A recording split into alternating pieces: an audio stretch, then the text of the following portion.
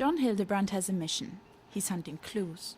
Clues to find out more about his great-great-grandfather who came from Europe to Canada. This is the sort of thing that, may never be digitized for online, but it's really a treasure trove of information.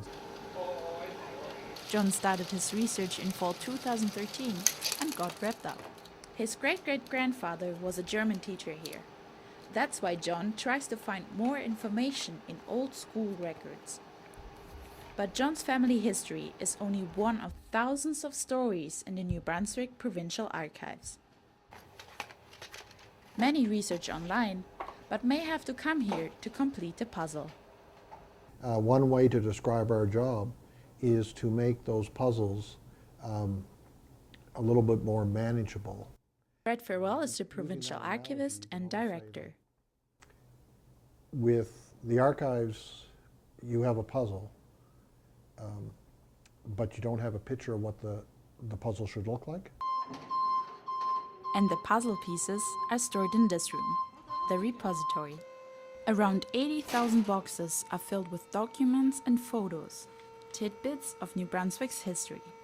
The paper records date back to 1784, when New Brunswick became a province. We can only acquire and preserve and make available whatever the remnant of the past that survives. So if your grandmother's diary survived, but everybody else in the place that you grew up, their grandmothers either didn't keep diaries or they didn't survive, then all that is recorded, the only view of that past in that place is through your grandmother's diaries.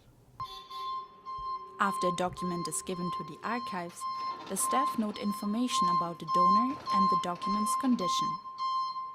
Then the staff prepares the records so the public can find them quickly.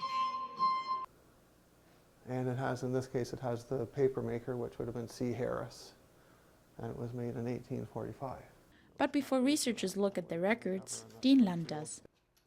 The records come in all sorts of forms: handwritten documents on parchment, typewritten letters on paper, and things like sized linen, which is basically a linen cloth that's sized with gelatin, and it was used a lot for architectural plans, drawings, and maps and that type of thing.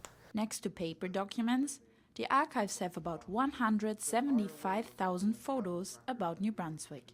Photography made its way to Canada in the mid-19th century. They were found inside of a house down in St. John. And they were in behind the drywall. Over on the other side.